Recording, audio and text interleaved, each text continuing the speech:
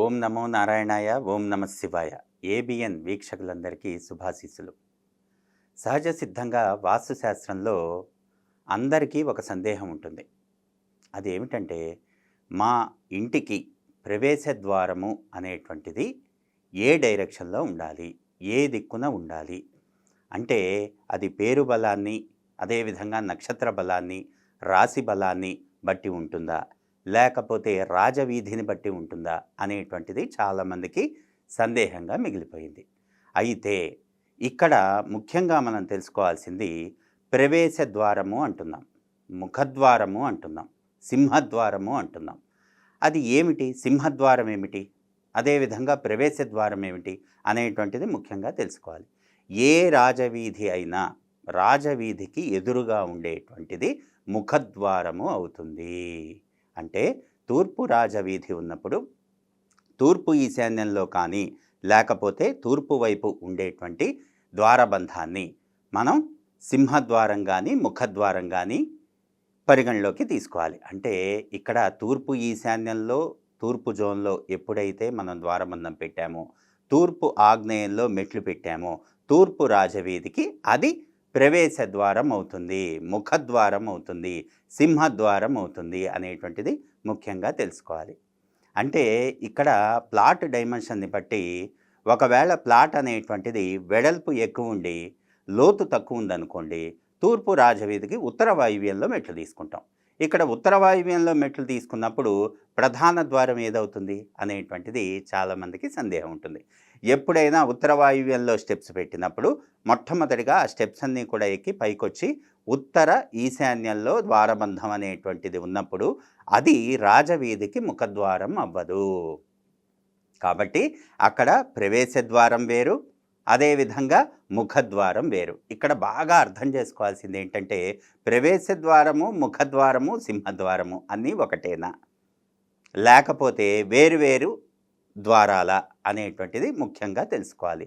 ఏదైనా రాజవీధి ఉన్నప్పుడు తూర్పు రాజవీధి అయితే తూర్పు ఆగ్నేయంలో మెట్లు పెట్టినప్పుడు, తూర్పు ఈశాన్యంలో ద్వారబంధం పెట్టినప్పుడు అది ముఖద్వారము, తూర్పు ముఖద్వారము అవుతుంది. సింహద్వారము తూర్పు సింహద్వారం అవుతుంది అనేటువంటి తెలుసుకోవాలి. అదేవిధంగా పశ్చిమ రాజవీధి ఉందనుకోండి, పశ్చిమ నైరుతిలో మెట్లు పెట్టినప్పుడు పశ్చిమ వాయువ్యం ఉచ్చస్థానం కాబట్టి అక్కడ ద్వారబంధము అనేటువంటిది పెట్టుకుంటాం క్షేత్రపదంలోకి వెళ్ళటానికి, అంటే ఇంట్లోకి వెళ్ళటానికి. అలాంటి కండిషన్లో పశ్చిమ రాజవీధికి ఎదురుగా ఉంది కాబట్టి పశ్చిమ వాయువ్యంలో ఉండేటువంటి ద్వారబంధం ప్రవేశ ద్వారం అవుతుంది, అదే ముఖద్వారం అవుతుంది, అదే సింహద్వారం అవుతుంది. అదే కొంతమంది కిందంతా కూడా కమర్షియల్గా చేసుకున్నారనుకోండి, పశ్చిమ రాజవీధికి తూర్పు ఆగ్నేయంలో మెట్లు పెట్టుకుంటాం. అలాంటప్పుడు ఏమవుతుంది, కిందంతా గ్రౌండ్ ఫ్లోర్లో ఎంట్రీ అనేటువంటిది లోపలికి వెళ్ళి పశ్చిమ వాయువ్యం కాంపౌండ్ గేట్ నుండి లోపలికి వెళ్ళి తూర్పు ఆగ్నేయం నుండి నడక ఎక్కి ఫస్ట్ ఫ్లోర్కి రావటం అనేటువంటిది జరుగుతుంది. అలాంటి కండిషన్లో తూర్పు ఈశాన్యంలో మనం ప్రవేశ ద్వారము అనేటువంటిది పెట్టుకుంటున్నాం.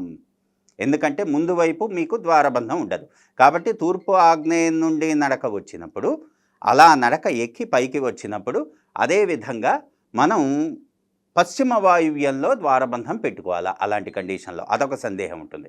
ఇక్కడ తూర్పు ఈశాన్యం ప్రవేశ ద్వారబంధం అయింది.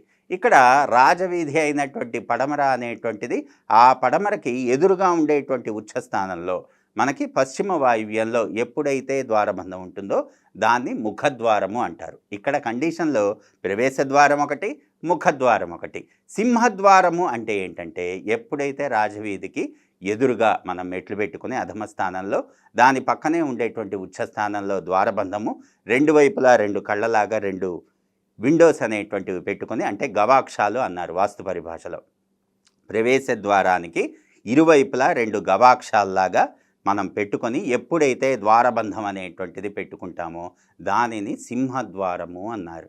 అదేవిధంగా ఉత్తర రాజవీధికి ఉత్తర వాయువ్యంలో మెట్లు పెట్టి ఉత్తర ఈశాన్యంలో ద్వారబంధం పెడితే అది ముఖద్వారం అవుతుంది, అదేవిధంగా సింహద్వారము అవుతుంది, అదే ప్రవేశ ద్వారం కూడా అవుతుంది. అలాంటి కండిషన్లో కాకుండా కమర్షియల్గా చేసేటప్పుడు ఆ యొక్క మెట్లు అనేటువంటిది ఉత్తర రాజవీధికి తూర్పు ఆగ్నేయానికి తీసుకువెళ్తాం. అలాంటి కండిషన్లో తూర్పు వైపు ప్రవేశ ద్వారం అవుతుంది. అదేవిధంగా ముందు ఇచ్చేటువంటి హాల్ కానీ డ్రాయింగ్ రూమ్ కానీ మనం డిజైన్ చేసేటప్పుడు ఆ డ్రాయింగ్ రూమ్కి రాజవీధికి ఎదురుగా పెట్టేటువంటి ద్వారబంధం ముఖద్వారం అవుతుంది. ఇక్కడ బాగా అర్థం చేసుకోవాలి. ముఖద్వారం ఏంటి, సింహద్వారం ఏంటి, ప్రవేశ ద్వారం ఏంటి అనేటువంటిది అన్నీ కూడా క్యాలిక్యులేట్ చేసుకొని అది వాళ్ళ నక్షత్ర బలరీత్యా, పేరు బలరీత్యా ఏ ద్వారబంధం ఎటువైపు ఎలా పెట్టుకోవాలి, ఆ యొక్క ప్లాటులో ఏ విధంగా కన్స్ట్రక్షన్ చెయ్యాలి, ఏ ద్వారబంధం ఎక్కడ ఉండాలి అనేటువంటిది పూర్తిగా మనం నిర్ధారించుకుని మాత్రమే ప్లానింగ్ అనేటువంటిది చేసుకోవాలి. అదేవిధంగా దక్షిణ రాజవీధి తీసుకున్నాం. దక్షిణ రాజవీధి తీసుకున్నప్పుడు ఇక్కడ తూర్పు ఆగ్నేయంలో మెట్లు పెట్టచ్చు, అదేవిధంగా దక్షిణ నైరుతిలో సవ్యదిశలో మెట్లు పెట్టచ్చు, అదేవిధంగా ఉత్తర వాయువ్యంలో సవ్యం కానీ అపసవ్యం కానీ ఎలా అయినా మెట్లు తీసుకోవచ్చు. ఎందుకంటే వెనక వైపుకు మెట్లు వెళ్ళిపోతాయి కాబట్టి దక్షిణ రాజవీధి ఉన్నప్పుడు దక్షిణ ఆగ్నేయంలో ద్వారబంధం పెట్టినప్పుడు అది ప్రవేశ ద్వారం అవుతుంది, అదేవిధంగా ముఖద్వారం అవుతుంది, సింహద్వారం అవుతుంది.